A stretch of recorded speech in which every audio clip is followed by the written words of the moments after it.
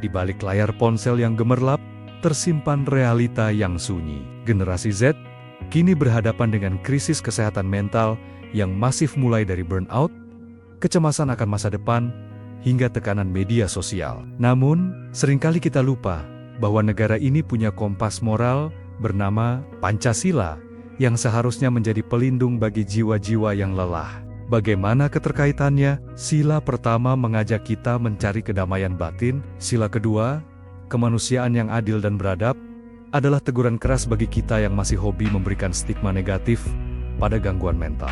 Jika kita mengaku beradab, maka empati adalah kewajiban, bukan pilihan. Mari kita selami lebih dalam bagaimana para pemuda ini berjuang di tengah hiruk pikuk ekspektasi.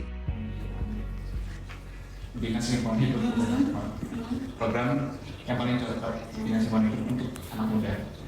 Dinas Lingkungan Hidup untuk anak muda. Kalau saat ini sih kita lagi bertransformasi jadi eco office. Jadi eco office itu sebenarnya lebih ke arah pemanfaatan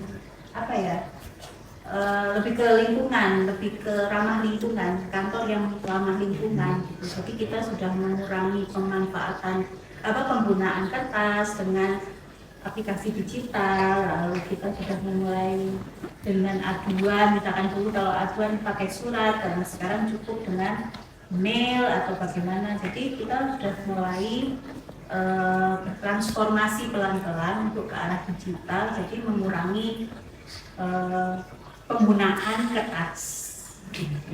Listrik juga kita sudah pakai panel, solar panel, mungkin nanti bisa difoto gitu. Jadi itu upaya kami untuk mewujudkan eco office. Sebenarnya nggak anak muda aja sih, itu dampaknya ke semua segmen. Oke, kalau gitu. Kami menemui beberapa rekan mahasiswa dan praktisi untuk mendengar langsung. Apakah lingkungan saat ini sudah cukup manusiawi bagi kesehatan mental mereka? Ataukah kita masih terjebak dalam budaya kompetisi yang tidak sehat? Pertanyaan selanjutnya, apakah gaya hidup ramah lingkungan itu harus mahal?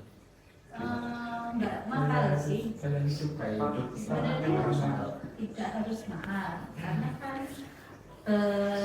singgungan langsung dengan kehidupan kita sehari-hari, dan itu tuh sebenarnya bisa dilakukan dengan hal-hal yang sederhana saja, kayak yang diulangi tadi, misalkan memilih sampah di rumah, tidak membakar sampah, hal-hal yang sifatnya kita anggap remeh atau sederhana, sebenarnya memulai hal yang dari yang dianggap remeh itu jadi sesuatu yang lebih besar, jadi bakalan memicu awareness si anak-anak ini tentang lingkungan yang lebih skupnya lebih besar, itu tadi dari hal yang paling simpel.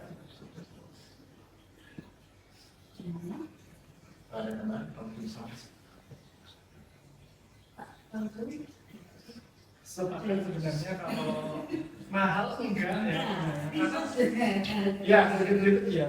Saya ingat banget waktu dulu, kalau misalkan dulu itu saya disuruh orang tua saya beli minyak goreng gitu ya, baru 4, ke tokonya baru 4.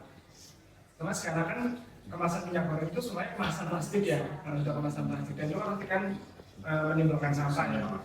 Sebenarnya mahal enggak, cuma kalau di era sekarang karakternya itu udah beda.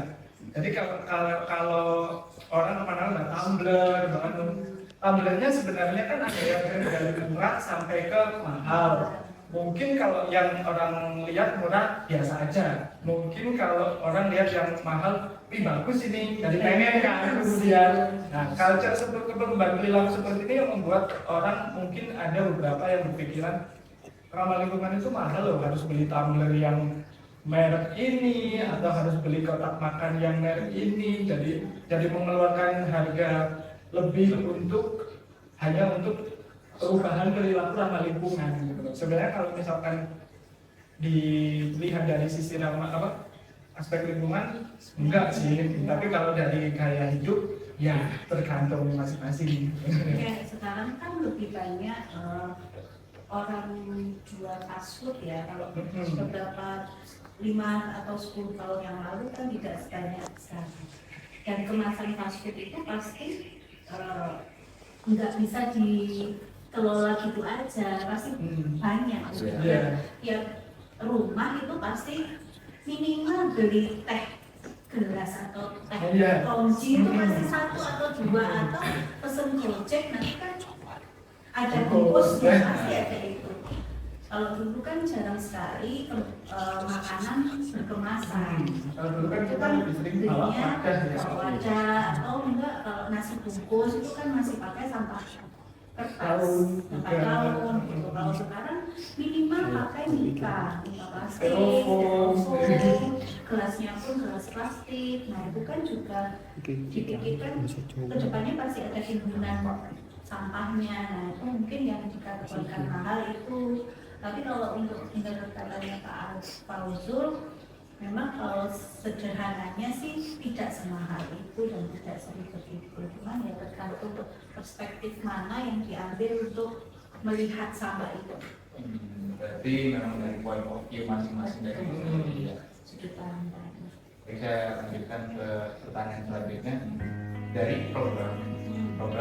Hasil investigasi kami menunjukkan bahwa faktor lingkungan dan kurangnya sistem pendukung menjadi pemicu utama. Hal ini membuktikan bahwa sila ketiga, Persatuan Indonesia, belum sepenuhnya kita terapkan dalam bentuk kepedulian sosial. Kita bersatu secara fisik, tapi seringkali abai secara emosional.